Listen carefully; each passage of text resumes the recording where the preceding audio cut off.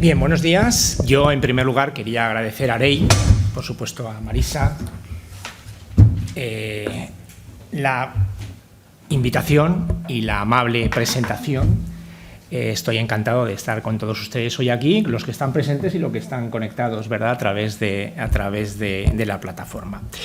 Bien, yo por otro lado también quería felicitarles por la iniciativa de la jornada y especialmente por la plataforma. He de decir que es una plataforma muy bien trabajada y sinceramente me ha sorprendido porque creo que puede ayudar muchísimo por el nivel de detalle, la complejidad y sobre todo que creo que para gestionar puede ser muy útil. Así que yo también les felicito por la iniciativa de la plataforma y la iniciativa de la jornada. Bueno, como comentaba Marisa, a mí se me ha encargado, bueno, pues intentar ayudarles en la medida de lo posible en ese proceloso mundo que es la gestión de los recursos humanos desde el punto de vista más jurídico-laboral, es decir, no tanto trabajar el tema de las competencias, sino trabajar los aspectos legales, dicho de una manera mucho más sencilla. Entonces, yo he preparado una presentación que además creo que está a su disposición, lo más sencilla posible. Claro, el breve tiempo que tenemos no da para entrar a todo el detalle de todo. Entonces, yo he seleccionado un poco en relación a lo que me habían comentado para ayudarles. Entonces, sí que estoy abierto a cualquier consulta y lo vamos a intentar hacer lo más dinámico posible, que ustedes pregunten, me interrumpan cuando quieran, no hay ningún tipo de inconveniente porque creo que para ustedes va a ser más interesante que yo pueda intentar resolver las dudas que tengan a que yo haga una exposición mucho más formal.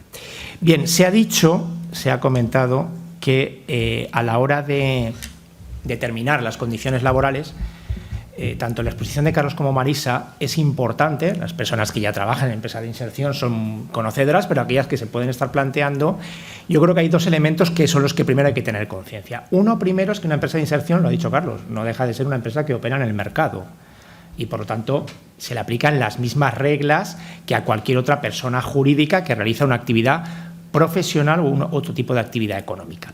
Pero en cambio, el personal que presta servicios en las empresas de inserción tiene esa especialidad y es que tenemos, digamos, dos mundos, es decir, el personal trabajador que está en inserción junto a otras personas trabajadoras de esa empresa de inserción. Y ahí el régimen jurídico cambia. Por lo tanto, esta es la primera cuestión que hay que tener en cuenta. Tenemos, digamos, un doble régimen jurídico que complica enormemente la gestión jurídico-laboral. Por lo tanto, una empresa de inserción frente a una empresa ordinaria, vamos a utilizar esta terminología para entendernos, tiene una complicación, una gestión en los aspectos jurídico-laborales que dificultan enormemente y que exigen, como decía Carlos al principio, una labor importante de actualización, de asesoramiento. De ahí la labor de Arey es muy importante que ustedes puedan recurrir para, en cualquier caso, unos técnicos que puedan asesorarnos, porque efectivamente, como se ha comentado, si yo tengo que estar en el día a día, preocupar de buscar al cliente, atender y llevar a cabo esa labor de acompañamiento y, por lo tanto, gestionar es sumamente difícil. Bien, entonces, este planteamiento tenemos que situarnos. Entonces, claro, la primera planteo que me veo es, bueno, yo hablo de una empresa de inserción y lo primero que debo determinar son las condiciones laborales de mi personal. Esto es lo primero. Claro, a la hora de determinar las condiciones laborales, claro, cuando las condiciones laborales, ¿a qué me estoy refiriendo? Pues salario, ¿verdad? Pero la jornada, las vacaciones, el horario, los permisos, las excedencias, etcétera, etcétera. Todo lo que compone lo que denominamos los derechos y obligaciones de la relación laboral. Claro, a la hora de determinar esto ya me surge un problema, porque en nuestro sistema las condiciones laborales juegan de la siguiente forma. En principio, las condiciones laborales la determinan las leyes, pero quien concreta, desarrolla y en algún caso regula con plena autonomía es la negociación colectiva. Bien, llegados a este punto, las empresas de inserción se van a encontrar con dos problemas. Primero, una empresa ordinaria, la legislación laboral es una, simplificando, es decir, aplica el Estatuto de los Trabajadores. Las empresas de inserción tienen que aplicar dos normas, el Estatuto de los Trabajadores y la Ley de Empresas de Inserción.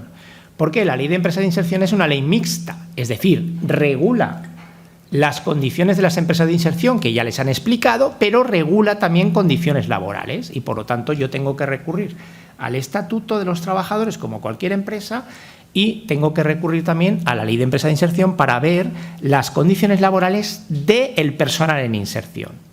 Primera cuestión. Y ahora viene el segundo problema.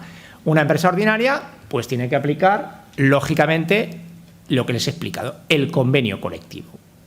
Y las empresas de inserción también. Y aquí ya nos encontramos un primer problema que se puede suscitar y es, muy bien, pero a la hora de aplicar el convenio colectivo a una empresa de inserción, ¿qué convenio colectivo tengo que aplicar? Esta es una cuestión clave, porque lo primero que yo tengo que determinar es saber a qué convenio colectivo tengo que recurrir para determinar condiciones laborales que son básicas, nada más empezar. Usted, a la hora de formalizar el contrato de trabajo, lo primero que tengo que hacer es determinar cuál es el convenio colectivo aplicable, ¿vale? Bien, ¿qué pasa con las empresas de inserción? Claro, yo cuando voy a determinar el convenio colectivo aplicable me encuentro que puedo, digamos, tener como 3 niveles de convenio colectivo, que sería un convenio colectivo sectorial, dicho en términos amplios, es decir, sectorial estatal, para que ustedes me entiendan. Un segundo escalafón que podría ser sectorial, autonómico o provincial. Y el tercer escalón, que sería el convenio colectivo de empresa. Y por lo tanto, tengo que ver cuál de ellos yo tengo que aplicar. Además, aquí se da una circunstancia, esa especificidad de las empresas de inserción, a día de hoy, es algo que comentábamos antes de comenzar la jornada, a diferencia de los que a mí me gusta siempre poner para que ustedes se den cuenta, porque presentan ciertas similitudes en la especialidad, los centros especiales de empleo sí que tienen un convenio colectivo sectorial propio, mientras que las empresas de inserción no lo tienen. Por lo tanto, las empresas de inserción tienen que recurrir o al sectorial, y ahora veremos la problemática, o tener un convenio colectivo de empresa propio. ¿Vale? ¿Me siguen hasta ahí? Bien. ¿Cómo afecta en esa estructura que les he estado explicando la reforma laboral? Porque la reforma laboral incide en algunos aspectos de la negociación colectiva que hay que conocer a día de hoy. Pero para entenderlo necesito introducir un elemento técnico para que ustedes entiendan la razón de la reforma y dónde se van a encontrar la problemática. Miren, antes de la reforma del 21, en este aspecto concreto incidió la conocida reforma del año 2012. Entonces, el problema que yo tengo es que si yo desarrollo una actividad, vamos a poner algún ejemplo, una empresa de inserción, por ejemplo, que desarrolla actividad de limpieza, ¿vale? Servicios de limpieza, poner ese ejemplo. El problema es determinar, vale, entonces yo, empresa de inserción, ¿qué tengo que aplicar? ¿El convenio colectivo de limpieza? Muy bien, por el sector. ¿O tengo convenio colectivo de empresa propio? Bien, imaginemos que hay de los dos, convenio colectivo del sector y convenio colectivo de empresa. Esa empresa de inserción tuviera 2 convenios aplicables, ¿eh? Luego entraremos al problema de la actividad. Entonces, el problema es, si yo tengo 2 convenios que resultan aplicables, ¿cuál de los 2 aplico? ¿Los 2? ¿Uno excluye el otro? Vale, entonces ahí, cuando yo en una actividad me encuentro con esa situación, convenio de empresa del sector y convenio de empresa propio, se tiene que determinar cuál de los 2 se aplica con prioridad. Es decir, que uno desplaza a otro, ¿vale? Con carácter general, uno debe desplazar a otro. La reforma del año 2012 lo que introdujo es que el convenio de empresa tenía prioridad frente al sector en todos los ámbitos. Es decir, que si yo tenía una empresa de inserción que desarrolla una actividad de limpieza y la empresa de inserción tenía un convenio colectivo propio, ese convenio desplazaba al convenio sectorial, me da igual que fuese provincial, autonómico o estatal, con carácter general. Y por lo tanto las condiciones laborales aplicaría esto. ¿De acuerdo? Bien. ¿Qué ha hecho la reforma de 2021? Lo tienen en pantalla, pero yo se lo explico de la manera lo más sencilla posible y luego les señalo el problema. La reforma de 2021 ha retocado esto. La prioridad aplicativa la ha retocado, ¿vale? No es del todo cierto ese mensaje de que ha eliminado la prioridad aplicativa. Esto hay que ser sinceros, no es verdad. Y no es verdad por 2 razones que ahora van a ver. Lo que sí que ha eliminado con carácter general es la prioridad aplicativa de lo que tienen abajo, es decir, la prioridad aplicativa en el salario base y los complementos salariales. Me explico muy rápidamente. Esto significa que si yo tuviese una empresa de inserción con un convenio colectivo propio, con un salario X, ese salario X del convenio colectivo de empresa no tiene prioridad frente al convenio sectorial, salvo en un caso.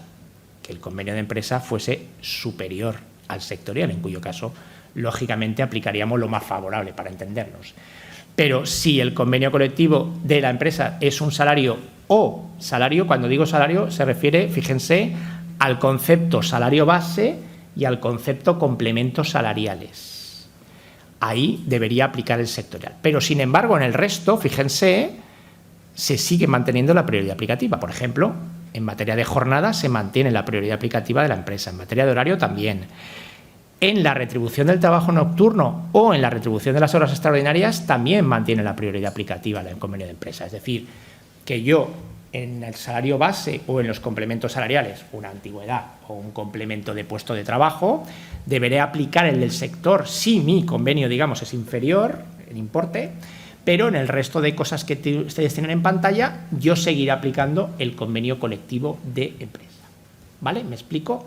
Por lo tanto, digamos que la prioridad aplicativa, que significa aplicar el de empresa antes del sector, es matizada.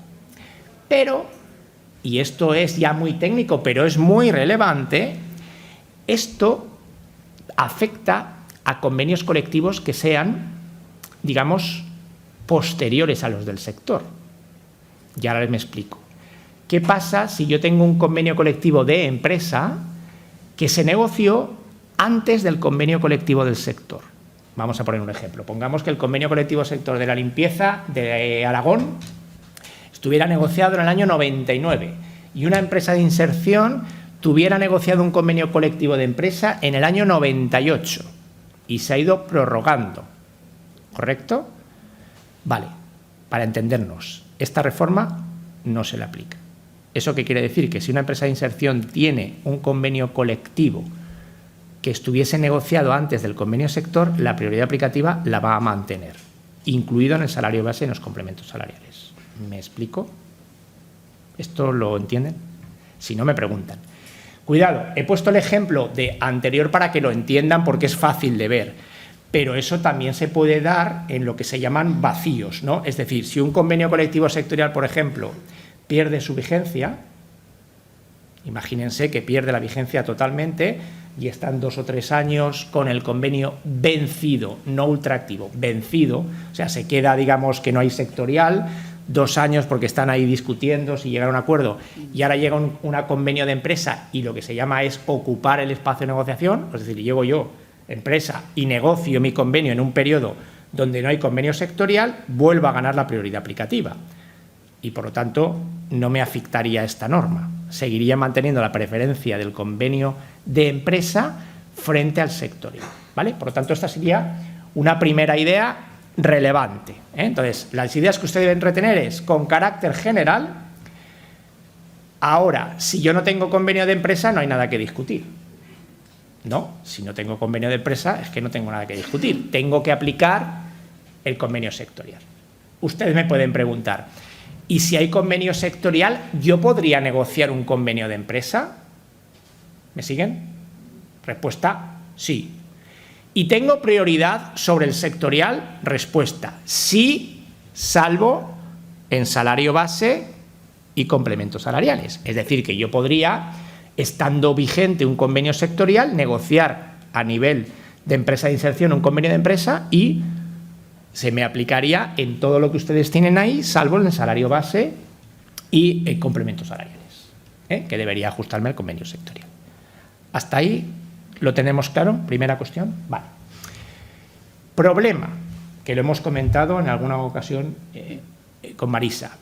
Claro, en las empresas de inserción, uno de los problemas que se pueden plantear es, vale, pero si yo no tengo convenio de empresa, que digamos que eso sería lo más sencillo de ver, porque yo negocio mi convenio, claro, para negociar el convenio el problema es que yo debo tener representantes de los trabajadores, o sea, debo tener comité de empresa o delegados de personal, con lo cual eso genera un problema distinto, porque si no tengo representación no puedo negociar un convenio de empresa, ¿vale?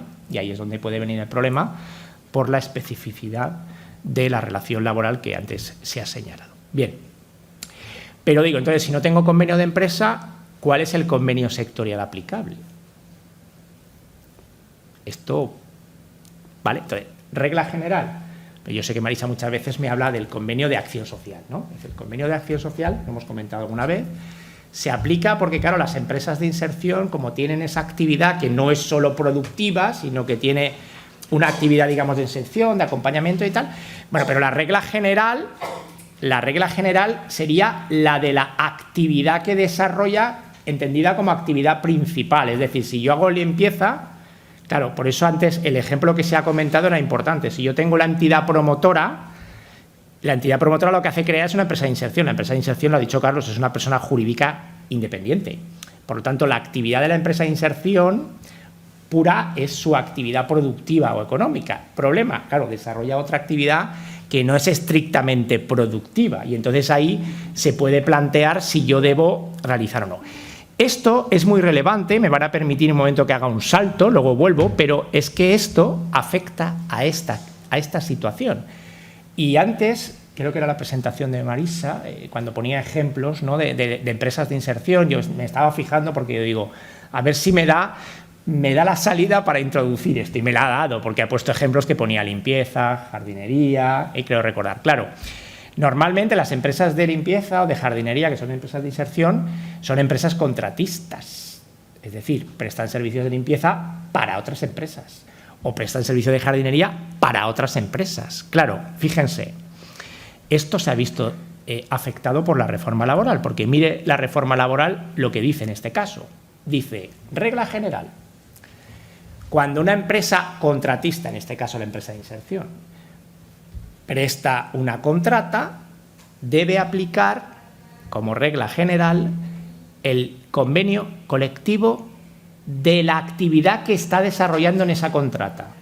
Es decir, volviendo a mi ejemplo, si yo, en el hipotético caso que dijese, bueno, es que yo hago también una función de inserción, entonces a ver si encajo en el convenio sectorial de acción social. Vamos a suponer, vamos a hacer ese juego para que lo entiendan. Ya, pero resulta que usted, como lo que está ejecutando en esa contrata es limpieza, a usted se le va a aplicar el convenio colectivo sectorial de limpieza. ¿Me explico? Un momentín que acabe para que no se me olvide y doy respuesta. Claro, eso no es baladí. Porque ¿saben qué pasa en muchos convenios colectivos? Seguro que lo saben.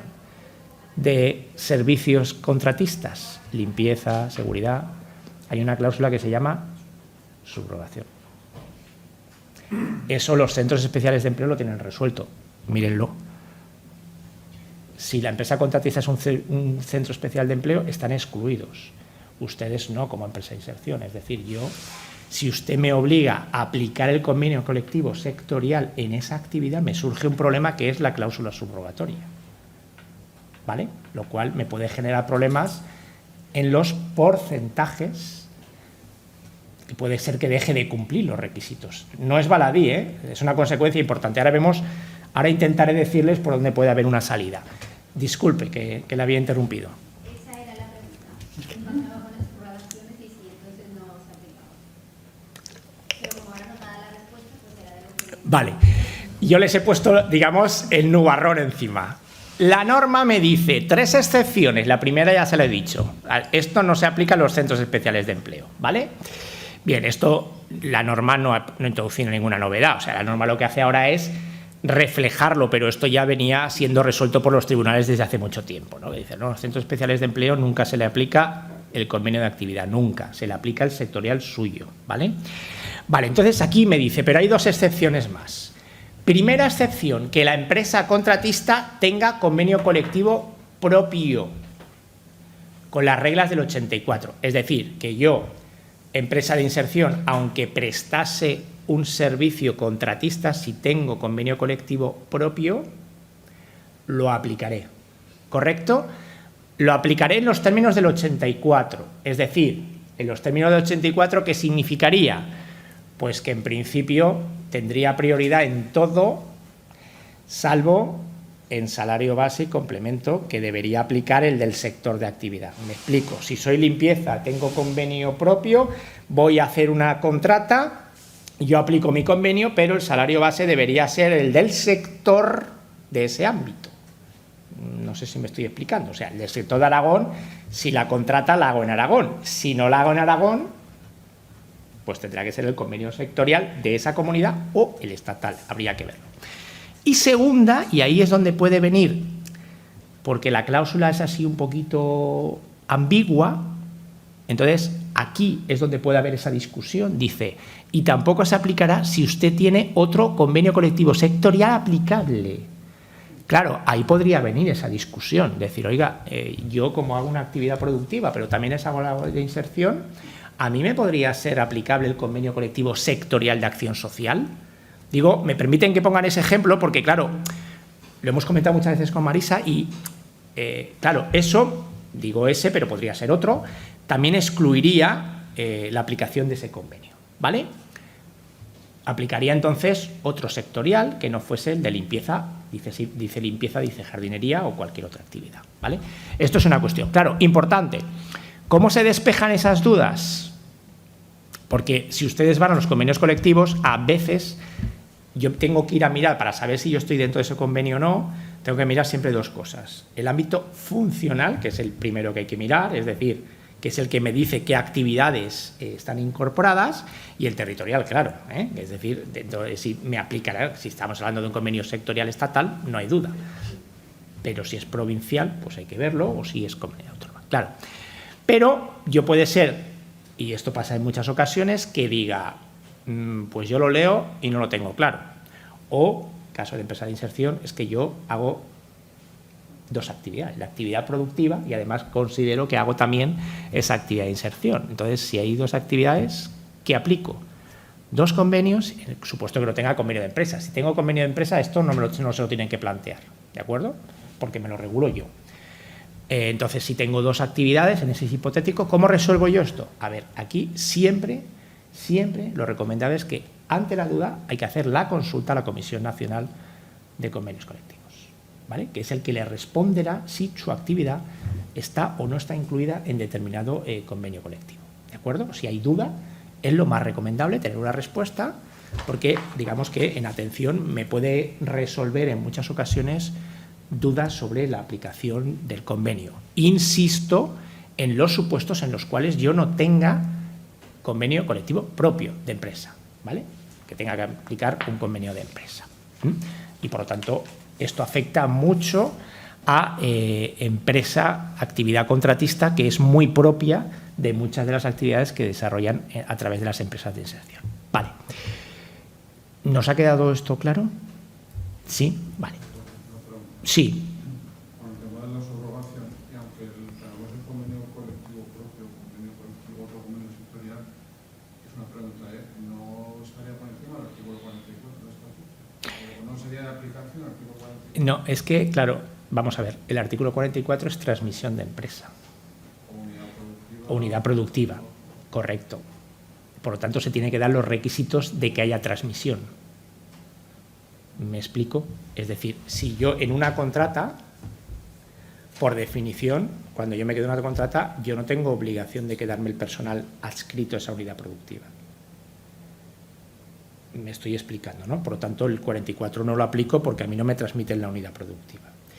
¿Cuándo surge esa obligación de quedarme? Cuando el convenio colectivo o los pliegos, imagínense que no es convenio, que es una administración pública, o los pliegos me obliguen. Entonces, digamos que ahí lo que se produce es un 44 de facto, de hecho. Es decir, ¿por qué hay transmisión? Porque me obligan a quedármelo. Esa es la respuesta. Si no hay obligación, digamos, de pliego de condiciones u obligación convencional, yo en una contrata no tengo ninguna obligación de incorporarlo. Es una sucesión de la contrata y por lo tanto no habría. Solo hay, en supuesto el que se aplicaría, que a veces pasa, es cuando yo, y eso sucede y genera debate, cuando yo me quedo una contrata sin que la negociación colectiva ni pliego me obliga a nada, pero el contratista llega y dice, hombre, es que yo resulta que esto no tengo personal, pues me quedo algunos, o no tengo bastante, me quedo algunos de los que prestan ese servicio. Entonces ahí yo mismo, ahí sí que se está produciendo una sucesión, pero porque yo mismo me estoy quedando el elemento. Esa es un poco la respuesta. Si no, yo tengo que ir a mirar el convenio. Por eso es tan relevante la consecuencia práctica de esto. Esto hay que tenerlo en cuenta. Sí. Sí que es conveniente tener convenios propios, ¿o no? Claro, el convenio colectivo me resuelve muchos problemas, muchos. Primero porque puedo entender la especificidad del personal. Tengan en cuenta lo que les he dicho. Es decir, el convenio colectivo lo debo aplicar en una empresa de inserción, si digo que no convenio colectivo de empresa, donde yo ahí puedo jugar teniendo en cuenta la especificidad. Yo, si aplico el convenio colectivo del sector, el sector no diferencia entre personal, digamos, en inserción y personal en no inserción, de estructura, para hablar claro. Y, por lo tanto, las condiciones van a ser las mismas en un caso que en otro. ¿Vale? Entonces, por ejemplo, pues ahí puede haber restricciones o pueden haber determinadas mejoras en jornada o menos flexibilidad que yo necesito para el personal en inserción y, por lo tanto, me dificulta la gestión de los recursos humanos. Me lo dificulta enormemente. ¿Vale? Y, por lo tanto, yo ahí, claro que es mejor, respetando la prioridad aplicativa, aunque yo lo negocie ahora, que lo puedo negociar, bueno, pues yo ya sé que, salvo el salario de base y el complemento, pero en jornada, en distribución de horaria, los permisos, etcétera, etcétera, y yo sí que puedo, digamos, diferenciar y regular en función de las necesidades del personal de estructura del personal de inserción. Lo puedo tener en cuenta. De la otra manera, si se me aplica el convenio del sector por la actividad, lógicamente el convenio no contempla esas diferencias. ¿Vale? Claro, ahí lo digo porque ahí hay mucho detalle donde hay que entrar, y son muchas cosas. Entonces, ahí sí que es conveniente. Es decir, ahí hay que hablar muy claro. Ahí las alternativas más adecuadas son convenios de empresa o son convenios de sector, pero en el sentido del sector de la empresa de inserción, no del sector de actividad. Por el sentido de que lo que estamos hablando, si yo soy empresas de inserción, volviendo a ley, que aglutino a un número importante de empresas de inserción, me siento y negocio un convenio sector de empresas de inserción de Aragón, por ejemplo, claro, pues las empresas de inserción son las que conocen sus necesidades, sus especificidades. Ya no estoy al albur del sector de actividad, donde el sector de actividad está pensando en otra cosa, no está pensando en la necesidad. El fin es distinto, es lo que decía Carlos, ¿de acuerdo? Las dos operan en el mercado, pero el fin es distinto. Y entonces, luego el detalle del horario, de la distribución, del tiempo de formación, el de acompañamiento. Claro, porque esto puede decir, hombre, ya, pero la especificidad, pero es que el convenio, si el convenio tiene una mejora respecto, que eso no lo olviden, si el convenio de sector mejora en alguna condición, la ley prioriza el convenio respecto a la empresa de inserción, porque la empresa de inserción, el contenido laboral se rige por fuentes y, por lo tanto, si el convenio mejora en el sentido, a ver si me entienden, no estoy diciendo que la empresa de inserción esté perjudicando, sino que juega con una flexibilidad que a lo mejor el convenio del sector dice, no, pero yo lo voy a flexibilizar de otra manera. Claro, yo ahí me tengo que ajustar ahí. Entonces, ahí claramente hay que plantearse esa cuestión, si yo quiero tener en cuenta lo que estamos comentando respecto, sobre todo, al personal que está en inserción, pero que yo creo que también afecta al personal de estructura en cuanto a su disponibilidad, sus funciones, ¿no? Y sobre todo luego, a la hora de determinar las tablas salariales, es un aspecto que a mí siempre me preocupa, ¿no? Porque la clasificación de la empresa de inserción en relación a la empresa del sector, la asimilación de tablas, no sé, Carlos, que está más en el día a día, pero creo que eso puede ser problemático. Eso puede ser problemático a mi modo de ver. Bien, ¿más dudas en relación a esta cuestión? ¿No? Vale, entonces, otra cuestión que preocupaba, ¿no? Decir, muy bien, a ver, lo de la prioridad aplicativa, me estoy planteando el convenio. Claro, si yo no tengo convenio de empresa y me lo planteo ahora, pues yo voy a negociar ahora y no hay ningún problema. No lo hay. Negocio nuevo, yo ya lo sé que lo voy a aplicar con prioridad, salvo esos dos aspectos que he dicho, salario base y complementos. Esto que tienen aquí es respecto a que yo ya tuviese convenio de empresa. O sea, yo ya tengo un convenio de empresa, ahora se introduce la reforma donde me dice si usted sin su convenio no era anterior al sectorial, pues pierde la prioridad aplicativa en dos aspectos. Entonces, problema, Muy bien, pero ¿eso a partir de cuándo? Entonces, ahí nos dicen, este nuevo régimen de prioridad se aplicará a los convenios de empresa que ya están vigentes, lo que se produzca antes, a partir del momento en que venza o el 31 de diciembre de 2022, lo que ocurra antes. ¿Me explico? Es decir, si yo tengo un convenio de colectivo de empresa que vence ahora el 30 de septiembre, pues a partir del 1 de octubre la prioridad aplicativa del salario base la pierde, ¿vale? Y por lo tanto tiene que retocar ese aspecto. Si el convenio colectivo vence el 31 de octubre de 2024, la prioridad aplicativa la pierde el 31 de diciembre de 2022. Por lo tanto, a partir del 1 de enero ya la prioridad aplicativa nueva la tiene que aplicar. Y ahí lo que pasa es que la norma da, digamos, 6 meses para que se retoque en el texto. Se retoque en el texto. Y cuidado, porque la norma dice, ojo, pero a la hora de retocar esto no se van a admitir compensaciones. Esto también es muy relevante. ¿Eso qué quiere decir? Claro, que yo puedo decir que a lo mejor yo tengo un convenio de empresa, a veces pasa, y resulta que el salario base es algo inferior al sectorial. Pero de alguna manera, para compensar esa pérdida, establecen complementos o mejoras que pueden ser a lo mejor no fijos, sino variables, ¿no? Y entonces ahora puede haber, digamos, la tentación de decir, bueno, si yo ahora el salario base lo subo, pues yo subo el salario base y suprimo esa mejora. Pues no, eso no lo voy a poder hacer, por lo tanto, de facto lo que va a haber es una subida salarial, obviamente. Si yo estuviese un 10% por debajo del salario base, yo la estructura la tengo que mantener y subir el 10% en el salario base, ¿vale? Esto es un poco lo que le quería comentar respecto. Y ahora viene la segunda cuestión que afecta también y que deben tenerlo en cuenta en el supuesto de que negociásemos convenios sectoriales o convenio de empresa, ¿vale? Aquí juega para ambos casos, que es el tema de la vigencia, que también se ha retocado. Y les explico un poco para que lo entiendan. Miren, cuando yo negocio un convenio colectivo, las partes son libres de establecer la vigencia que quieran. 1 año, 2, 4, 5, 10 años, lo que se considere, ¿vale? Hay libertad, no hay un máximo legal ni hay un mínimo. Entonces, las partes negocian. Bien. El problema viene cuando el convenio colectivo vence. Pongamos que hemos negociado a 4 años. Pasan los 4 años y el convenio colectivo vence, ¿vale?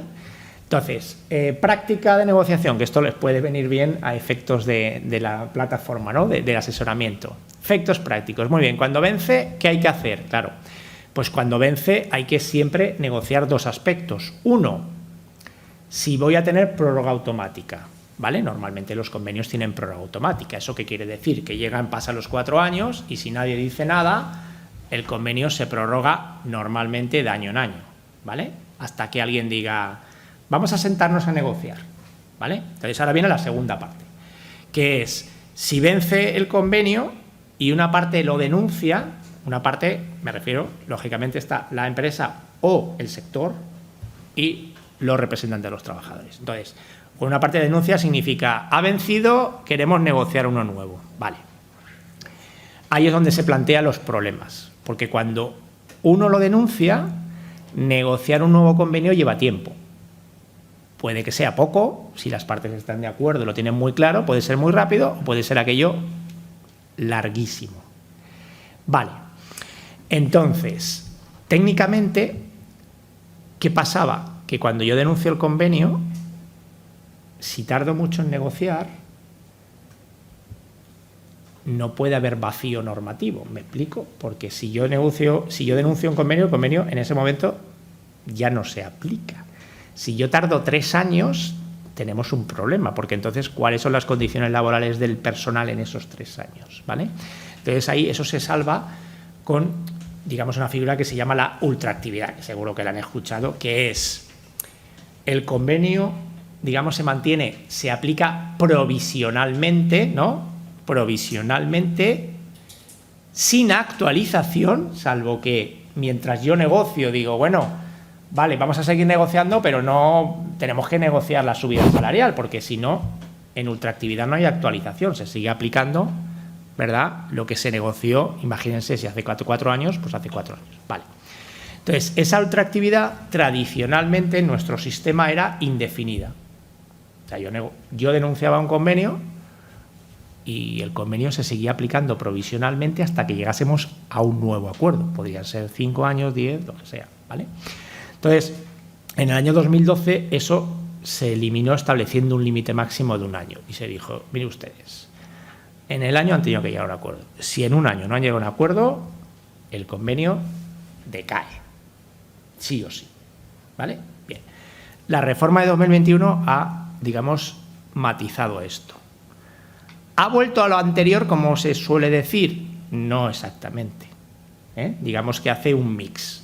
De manera que queda de la siguiente forma, que es lo que ustedes deben tener en cuenta porque es lo que les afecta a ustedes si negociamos un convenio ahora. Y entonces se dice, primero, las partes cuando negocian el convenio son libres de establecer el sistema de ultraactividad que quieren. O sea, que las partes que negocien tienen 2 opciones. Decir, ultraactividad indefinida. Hasta que no haya un nuevo convenio firmado, aplicamos el viejo. ¿Vale? Primera opción. Segunda opción, no. Yo voy a poner una ultraactividad fija. 6 meses, 1 año, 2, 3. ¿Correcto? Por lo tanto, en ese sentido, no es cierto que la ley haya metido una ultraactividad indefinida. No es cierto, porque las partes pueden hacer eso o hacer otra cosa. Por lo tanto, primera, que las partes negocien lo que quieran. Bien.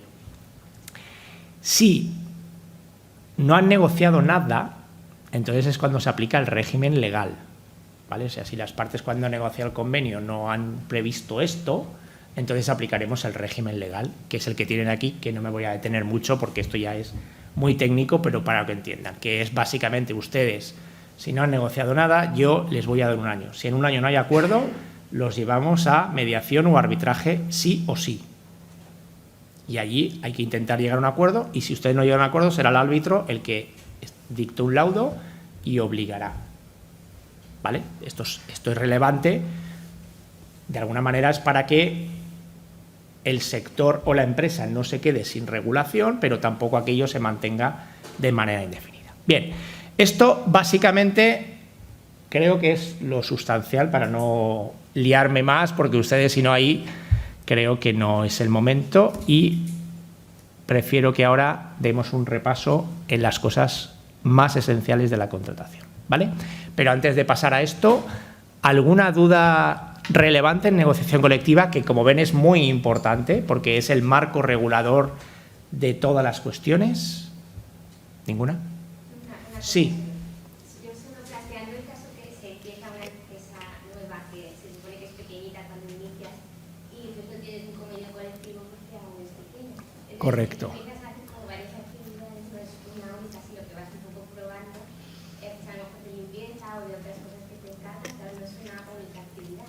Pues ahí el convenio quedaría. Claro, el ejemplo es perfecto. Claro, si yo, por eso lo intentaba decir desde el principio, si yo inicio nuevo y como se ha señalado, pues yo tengo 10 personas, 5 y además, claro, digamos, con temporalidad, ¿vale? Y por lo tanto no tengo representación para negociar, sí o sí voy a tener que aplicar sector, ¿vale? Sector, lo que hemos dicho.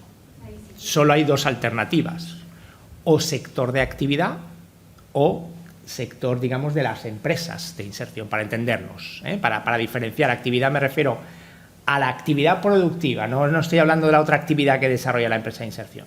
Vale, pero esto, en el caso que tú me has puesto, también se te cae, porque si yo desarrollo esa actividad que soy básicamente empresa contratista, con carácter general voy a tener que aplicar en cada actividad. Imagínate, voy a poner un ejemplo para que todo el mundo entienda. Imagínate que tú eres una empresa de inserción multiservicios, que se llama.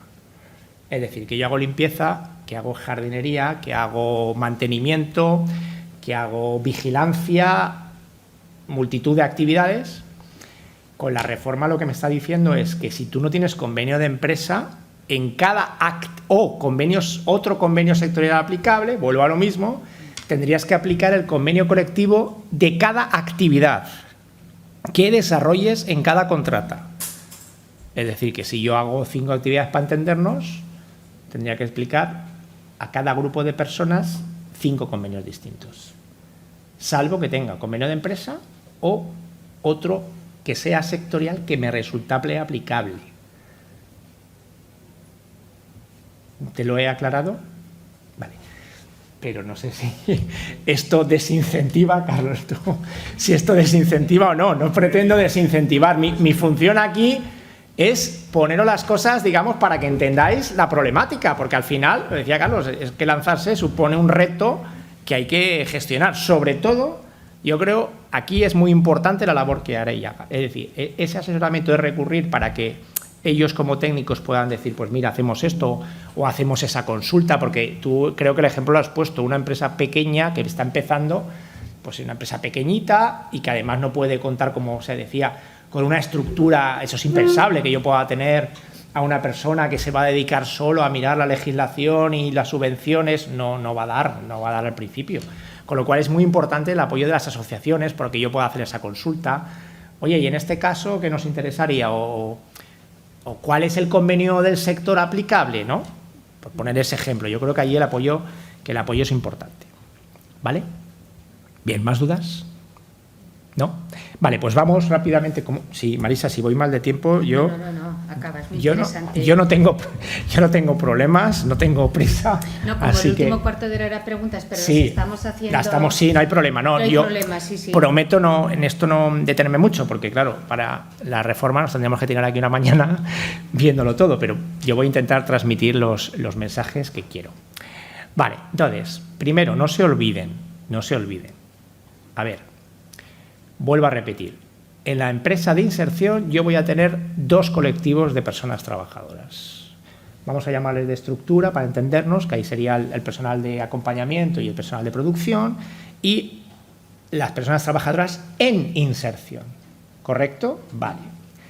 Eso significa que aparte de las condiciones laborales con la problemática que ya hemos señalado, en la contratación también les afectan 2 legislaciones distintas.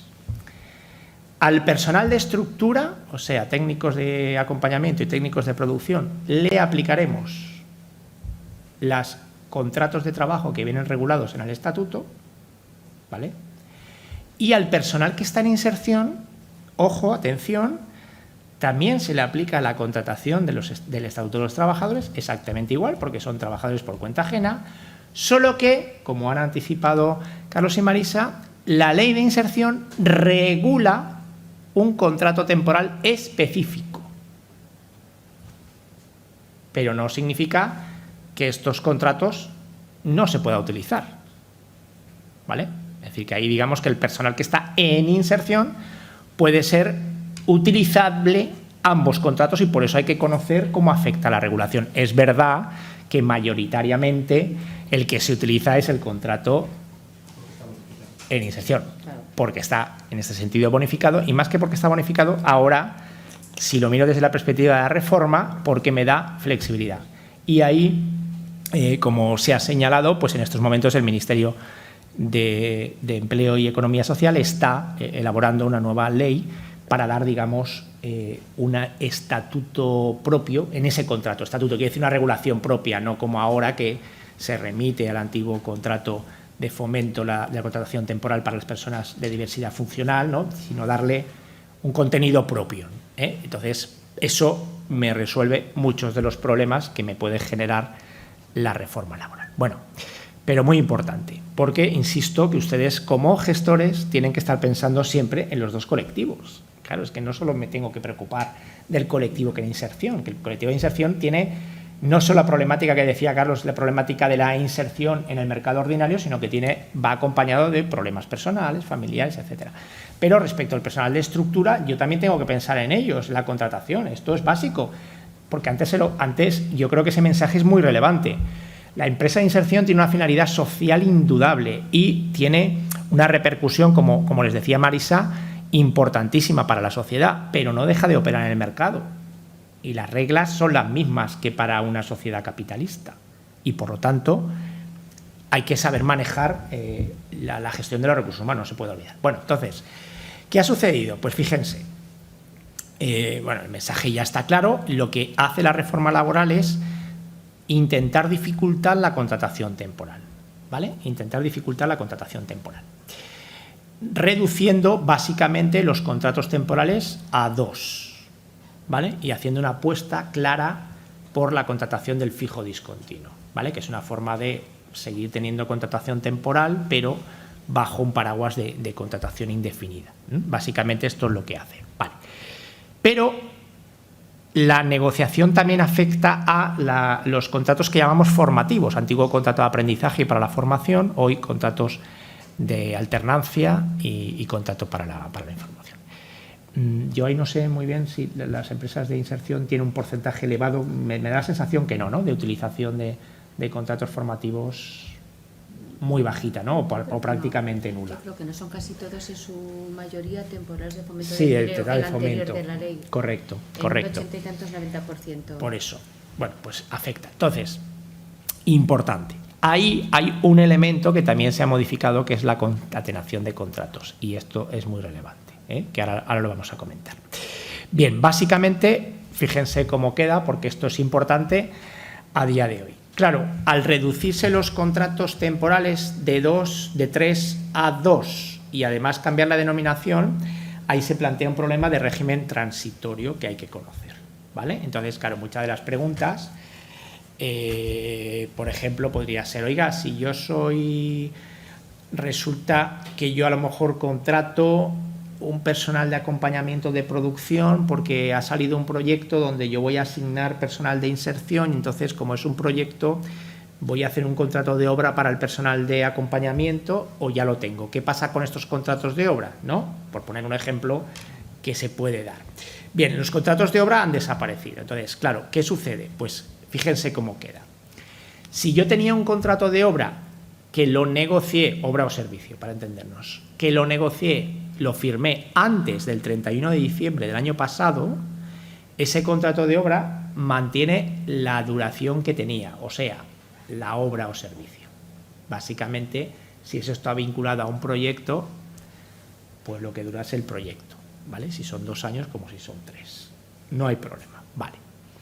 Entre el 31 de diciembre y el 30 de marzo ya de este año, que es cuando, digamos, entra en vigor la reforma laboral en cuanto a la contratación, se han podido celebrar contratos de obra o eventuales, los antiguos acumulación de tareas, tal, sí, pero ahí lo tienen, con una duración máxima de 6 meses, que cumple ahora, este mes. Por lo tanto, si yo en el mes de marzo o abril de este año hice contratos eventuales, pues yo tengo que saber que el 30 de septiembre ese contrato debe cesar, sí o sí, lo cual me puede generar un problema porque es un cese que en principio si yo lo hice en el mes de mayo lo tengo que por 6 meses, no van a cumplir 6 meses, lógicamente, porque yo tengo que extinguirlo sí o sí ahora.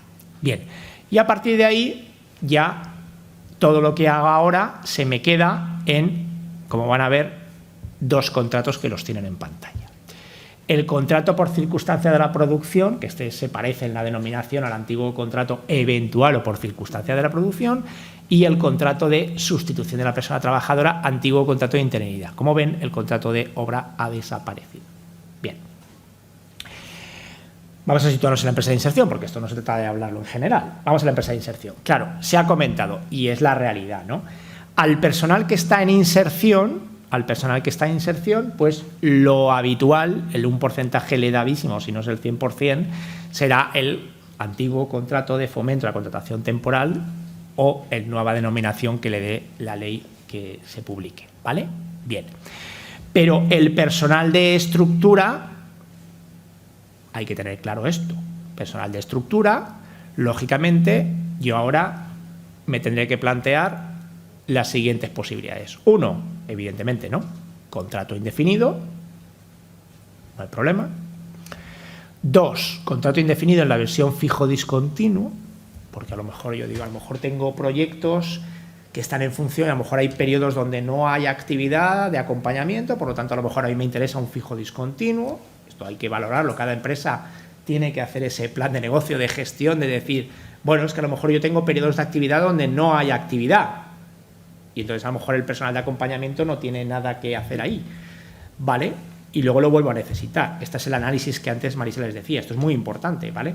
Para elegir, bien. Y, por lo tanto, se me va a quedar esos contratos temporales, el de sustitución quizás es el más claro, ¿vale? Ese se lo voy a utilizar, ahora veremos, para sustituir, es el antiguo contrato de interinidad, o para cubrir una vacante, o para sustituir a una persona que tiene derecho de reserva. Y claro, el contrato de circunstancias, ese es el más excepcional, que ahora vamos a ver en supuestos muy detallados. Ahora bien, les digo, fíjense, porque la temporalidad no solo se restringe a la hora de eliminar modalidades contractuales, sino que además la exigencia en el propio contrato al firmar, y de nuevo aquí viene la importancia de asesorarse bien, es relevante, porque fíjense, no sé si lo están viendo bien en la parte baja de la pantalla, cuando yo firme un contrato temporal, uno de estos dos, por lo tanto, yo tengo que decir, primero, identificar claramente la causa habilitante, que ya no va a valer esto de contrato de obra o servicio o por proyecto, no sé qué. No, primero, causa habilitante. ¿Esto es nuevo? No, es como antes, ¿vale? Causa que justifica el contrato temporal. Segundo, no me vale que usted me diga la causa general, sino que el segundo me tiene que decir la circunstancia concreta. Vale. Si esto es un contrato de sustitución es fácil, porque yo digo sustituir a tal persona que debo identificar, que tiene una baja maternal, una baja por incapacidad temporal, se ha pedido una excedencia, ¿de acuerdo? Bien. Pero la circunstancia. Pero claro, si es el contrato por circunstancia de la producción, me va a exigir concretamente detallarle el hecho que justifica. Y por si fuese poco, el tercero es, claro, yo antes en un contrato temporal, si era una circunstancia de la producción, ¿qué hacía normalmente la gente? Pues decía 6 meses. Es decir, el máximo que me permitía la norma.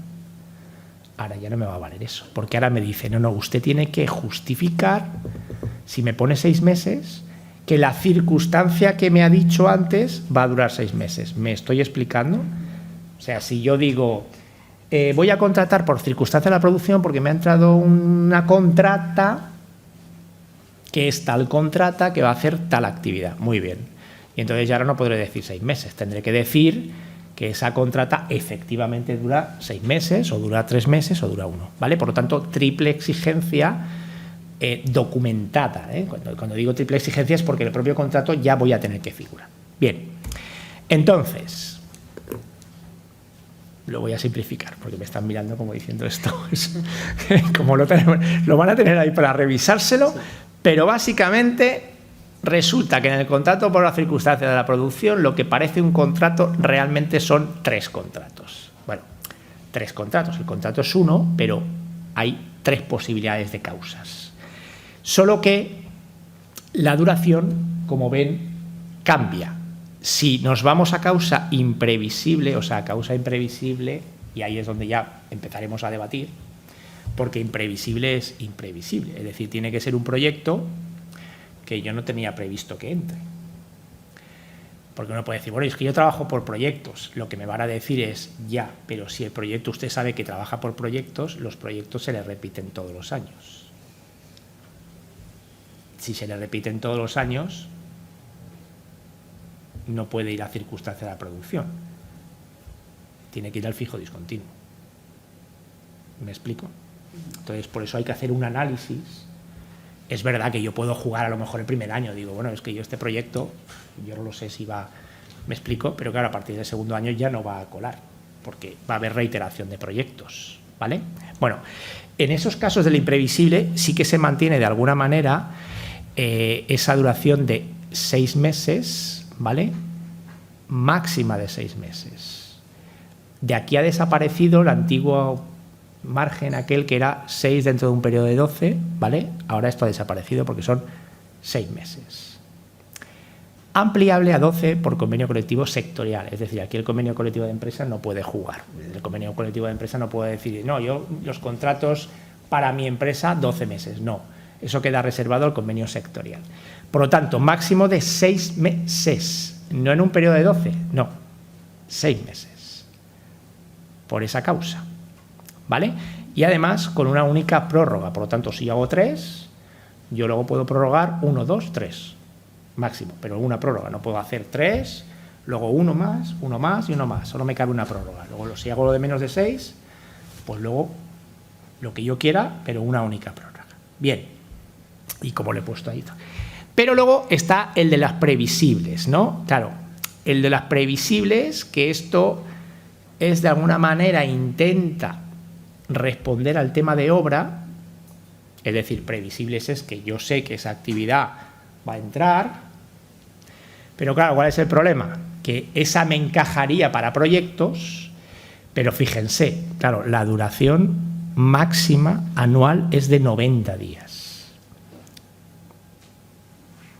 Y además no consecutivos, por lo tanto, se me cae. Me podría valer para un refuerzo en un proyecto. No sé, intento saber si me entra. ¿Vale? Claro, vuelvo a repetir lo mismo.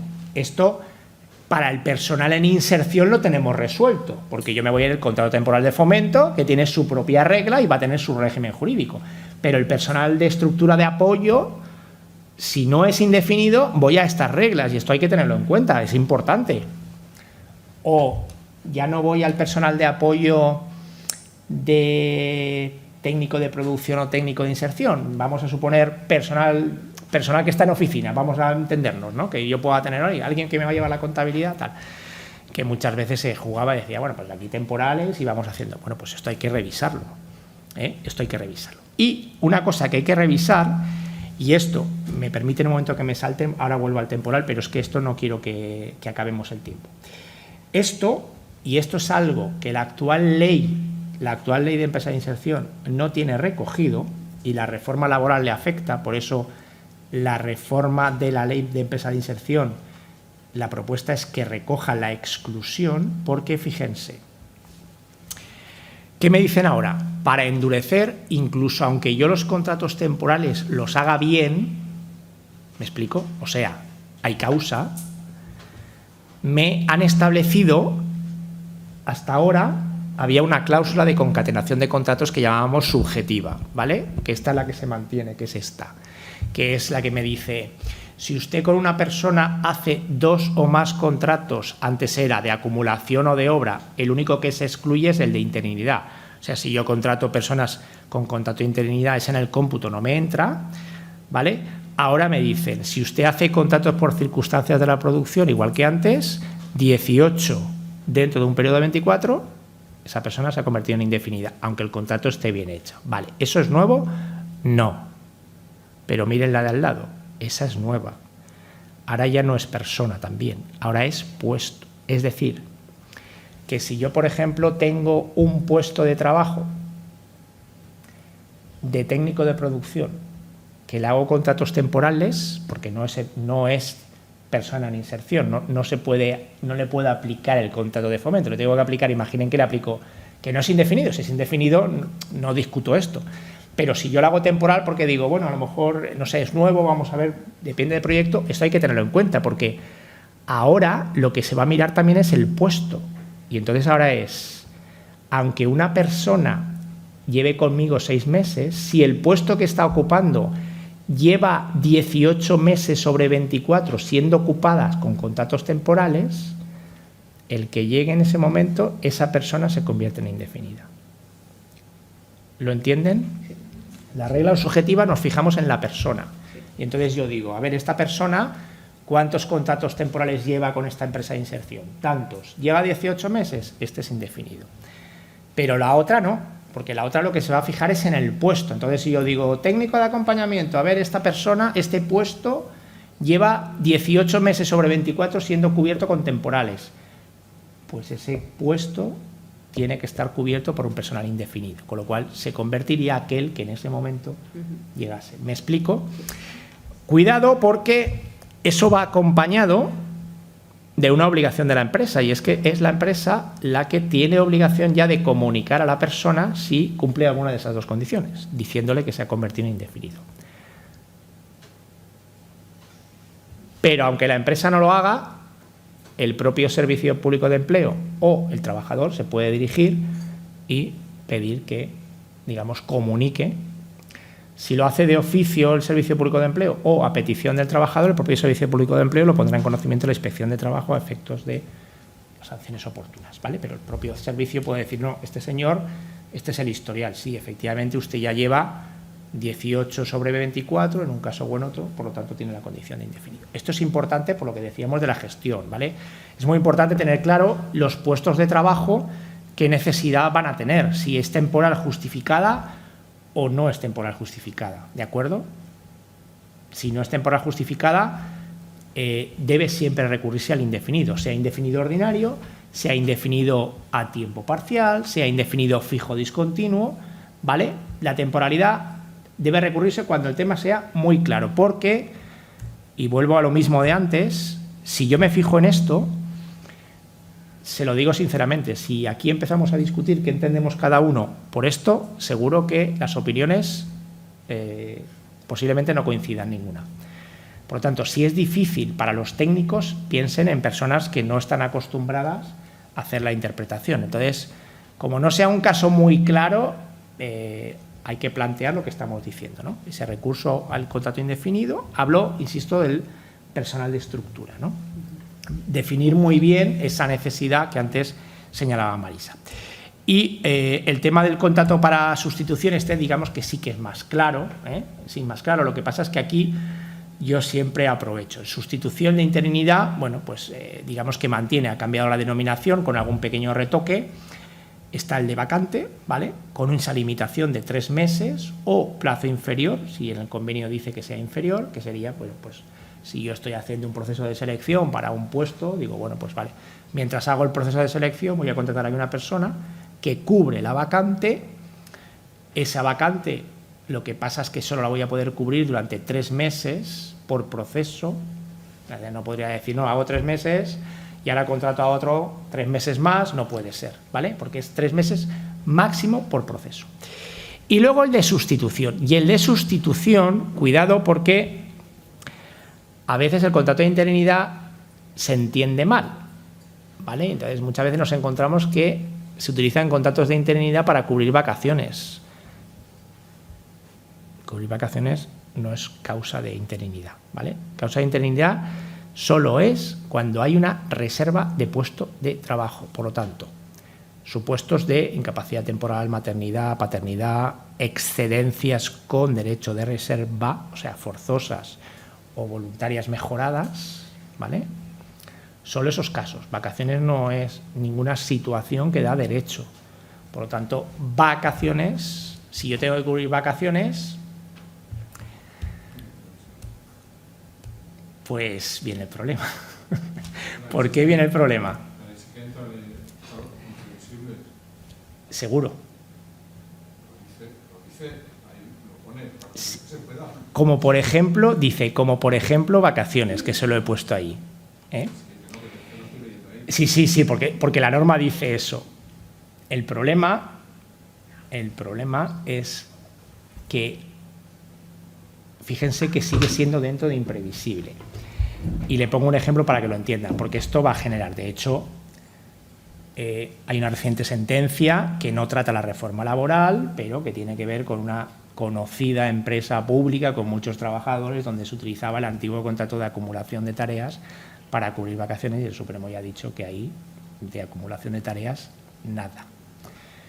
Porque el problema viene que las vacaciones pueden ser imprevisibles, pero lo normal es que las vacaciones sean previsibles, porque el calendario es anual, con lo cual no encajaría en el concepto de imprevisibilidad. El concepto de imprevisibilidad en vacaciones, el único ejemplo que a mí se me ocurre es situación de una persona que está, imagínense, de baja y no ha podido disfrutar sus vacaciones cuando le tocaba. Y cuando le dan de alta, entonces dice, vacaciones, ahí sí que es imprevisible para la empresa. Pero cuidado con esto, porque efectivamente no es el primer sitio, es decir, que la interpretación literal, hay muchas personas que piensan que no, es que ahí dice vacaciones, ya, dice vacaciones, pero sigue diciendo causa imprevisible. Yo lo que digo es que cuidado con esto, porque puede ser una fuente de debate. Ojo, puede ser que se entienda que, bueno, vale, previsible, pero vamos a considerar que las vacaciones en todo caso es imprevisible. Pero yo recuerdo que la obligación de fijar calendario de vacaciones es una obligación legal y que, por lo tanto, las vacaciones están prefijadas, salvo supuestos excepcionales donde yo haga una modificación que entonces yo ahí le daría una vuelta. Ese es mi consejo. Mi consejo, sobre todo porque, insisto, que ya tenemos ese precedente que no se refiere a esta nueva modalidad, pero se refiere a la otra, que es de dónde proviene, y apunta en esa definición. La respuesta que le darían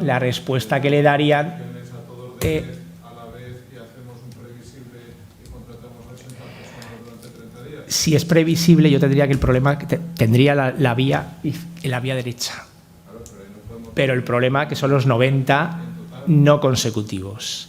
Entonces, la respuesta que le darían es, como usted tiene, las vacaciones son previsibles y reiteradas todos los años, eso encaja en ese. Lo cual es un problema, porque eso significaría que yo tendría que tener una bolsa de fijo discontinuo solo para cobrar vacaciones, lo cual puede ser complicado. Efectivamente. Sí.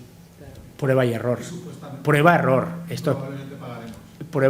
y error, ¿no? Quiero decir que esto es así. Deben tenerlo en cuenta porque estamos todos en esa misma línea, pero mi obligación es advertirlo donde pueden tener cuidado, intentar. Yo me apoyo en esto, porque yo la interpretación que doy de acuerdo con la norma es esta, y me apoyo en esa reciente sentencia que, insisto, históricamente se aceptaba, acumulación para cubrir vacaciones. Sí. Pero en relación al contrato que planteabas máximo de 3 meses para hacer el proceso de selección, sí. Y vacante, me ha parecido ver que era cobertura de contrato fijo, es decir... Sí. Un proceso de selección para incorporar al personal fijo, sí. Así es. Y 3 meses por proceso, Sí. O sea, que si el proceso dura más de 3 meses... yo el de sustitución solo lo puedo llevar 3 meses por cada proceso. En el contrato de sustitución, la primer matiz que quería hacerles es que solo es cuando hay un derecho de reserva de puesto, y luego una novedad interesante, o dos novedades interesantes, para mí la primera es la más interesante, es que aparece una nueva modalidad de contrato por sustitución que es para completar la jornada, que es interesante, es decir, que me sirve también para cubrir, si yo tengo una persona que está prestando servicios y que ha pedido una reducción, por lo que sea, por cuidado de familiares, por cuidado de hijos, pues ahí me daría derecho a cubrir la jornada que deja vacante con un contrato por sustitución, ¿vale? Y además lo interesante, fíjense, y aquí surge la importancia de la negociación colectiva, me dice: cuando la reducción se ampara en causas legalmente establecidas, pues les he puesto el ejemplo, ¿no? Reducción por cuidado de familiares, de hijo, etcétera, etcétera, pero me dice, o reguladas en negociación colectiva, sin limitación, no tiene por qué ser sectorial, ¿vale? Dice negociación colectiva, convenio colectivo. Por lo tanto, si yo tengo una causa contemplada de reducción, podría justificar la cobertura de la parte de jornada que deja con ese contrato de sustitución, ¿vale? Esa es una novedad que creo que es muy importante porque puede servirme para cubrir esas situaciones de reducción de jornada que antes me quedaba un poco... porque ahí no hay causa de temporalidad, claramente, ¿vale? Y ahí ahora me permite esa causa de temporalidad. ¿Y ese contrato tendrá la duración hasta que la compañía o compañero se coja la jornada? Correcto, lo que dure la reducción. Da lo mismo, porque el contrato de sustitución no tiene límite de máximo legal. Es lo que dure la reducción, en este caso, o en el caso de antes, lo que dure el derecho de reserva. Imagínense que yo estoy sustituyendo, por ejemplo típico, ¿no? Excedencia por cargo político o por cargo sindical, y yo estoy 3 legislaturas. Yo estoy cubriendo porque no hay límite máximo en ese caso. Por ejemplo, si entra una persona a hacer ese contrato, entre comillas, supera el periodo de prueba, pero luego resulta que la cosa no va como se pensaba, ¿puedes prescindir ese contrato y hacer otro vinculado a sí mismo o no? Vale, lo que pasa es que la extinción de ese contrato no estaría justificada, asumiendo que es un despido improcedente, ¿no? ¿Quieres decir? Sí. En principio, sí. Pero el despido de la otra persona sería improcedente. Sí. Bueno, sí, no, bueno, perdona. Tal como me había puesto el ejemplo, quiero decir, sí, puede haber una causa, que haya un incumplimiento claramente y entre en el despido disciplinario, ¿vale? Y por lo tanto haya causa de procedencia. No sé si había alguna duda más. Porque no voy a entrar en los formativos, que también es novedad. Solo una cosa.